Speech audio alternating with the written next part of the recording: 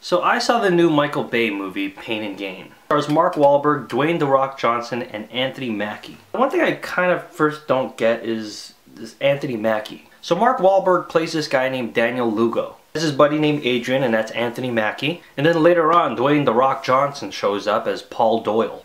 And I don't know if you've seen the posters for this movie, but you'll see Rock and you'll see Mark. What's the deal with Anthony Mackie? He's in all these recent movies, but he's never on the posters. I think the guy has some star poster qualities. Anyway, so these three guys are all bodybuilders at the Sun Gym. Ugh.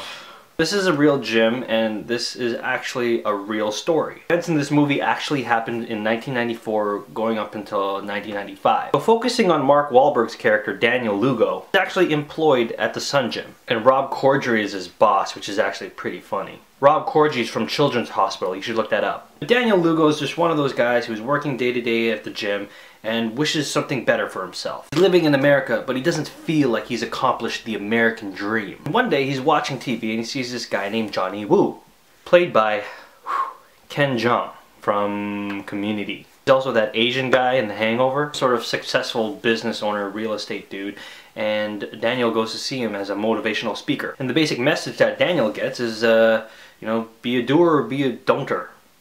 Daniel's all like, yeah, I'm a doer. I want to get money and become successful in America. And this is where he starts eyeing one of his clients. His name is Victor Kershaw. Victor and Daniel start getting to know each other. Then Daniel starts figuring out in his head that, man, this guy's rich. If I want to get rich, I should just rob this guy. Like, I can't do this alone. I'm going to need a three-man team. So he gets his buddy Adrian and the born-again ex-con criminal Paul Doyle, in which The Rock plays a pretty funny performance. Paul Doyle was a cocaine addict and he tried to rob somebody, but then he got caught, and then he was sent to jail, and then he had this Christian epiphany and he accepted Jesus into his life. Why he joins Daniel and Adrian in robbing this guy, I completely forgot. I don't even know if it matters because all three of them are idiots. So they're dubbed as the Sun Gym Gang. They do manage to kidnap Kershaw, but Pain and Gain does a storytelling technique called in medias res. If anybody here who's played Uncharted 2, you'll probably know what I'm talking about. Because when you start that game, you'll find Nathan Drake shot sitting on a chair that's hanging off a snowy cliff, and you don't know what the hell's going on. The game backtracks in time leading up to that moment.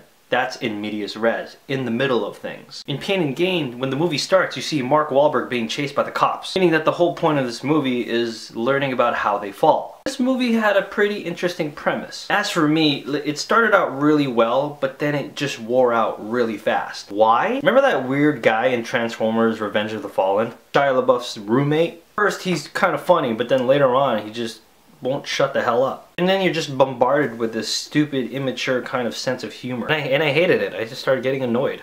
Because the only thing I really liked about Revenge of the Fallen was Optimus Prime's fight scenes. And that's only like less than 10 minutes of actual footage. The movie gets so ridiculous and so unbelievable. At least Michael Bay had the courtesy of slapping onto the screen, yes, this is still a true story. Point in the movie where we're like, wow, did this actually really happen? And then Michael Bay pretty much just says, yeah. Even when the movie tries to get serious with a few self-help moments, to do the American dream, we gotta be doers. I am morally conflicted of this current situation because Jesus Christ would teach us otherwise. I would have liked this movie more if it took itself just a little bit more seriously and less Michael Bay-ish. It's like in the show Community where the character Britta makes so many mistakes it became a pun where it's like, oh, Britta just Britted that situation. The thing here, Michael Bay'd this movie. I also heard that the three main guys in this movie, because they are real people, and when they heard that they were turning their story into a movie, it's actually going to be an action comedy movie. I understand that these three guys are like, they're idiots for actually doing this, but I honestly didn't think it had to be this stupid. One key thing that helped me to not completely like hate this movie was Ed Harris. He shows up later in this movie as a private investigator when, you know, the three guys successfully went through with their heist and the Miami police weren't able to catch them. Wow, Ed Harris, I haven't seen you since The Rock. And I don't mean the wrestler The Rock, I mean The Rock Alcatraz. That's my favorite Michael Bay movie, The Rock, with Sean Connery, Nicolas Cage, and Ed Harris. Whatever happened to the Jerry Bruckheimer Michael Bay days? Armageddon and The Rock? Yeah, I think those are my favorite Michael Bay movies until all that success just started getting to his head. I'm Michael Bay and I'll make robots and blah blah blah. I'm Michael Bay. You could probably figure out for yourself that I didn't like this movie. And I didn't. But you know what was the cherry on top at the end of the night? The movie finally wrapped up. I was like, okay, I could go home. You know, there's always two entrances to the theater. I came up from the left and then people were coming up to my right. I was going down the stairs and all I heard was this. Man, that movie was awesome. Really just hear that?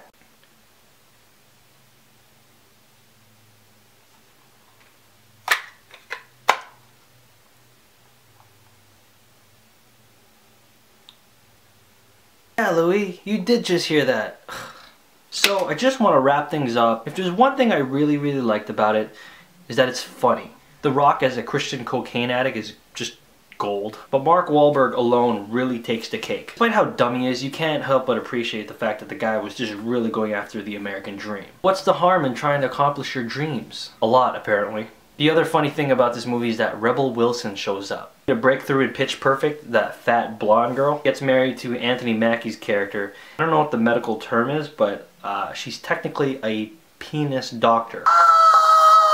Bad thing about this movie is that it's a Michael Bay movie. Explosions? Yep. Narrow-minded voyeuristic interpretations of women? Yep. The corpses and disembowelment? Yeah. He also does that 360 turn thing. Two situations are happening in two different rooms and the camera seems to seamlessly travel between them. For me, it starts off really great. It starts off really fast. But it just wears out really quickly and then it starts to feel like a Michael Bay movie.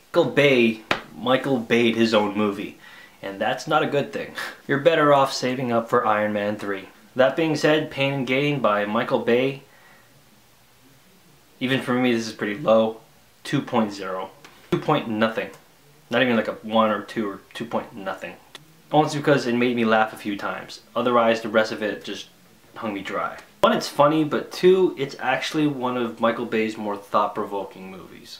Now, keep an eye out as I join Gamma Ray in our top 5 movies you want to see in the summer. Until next time.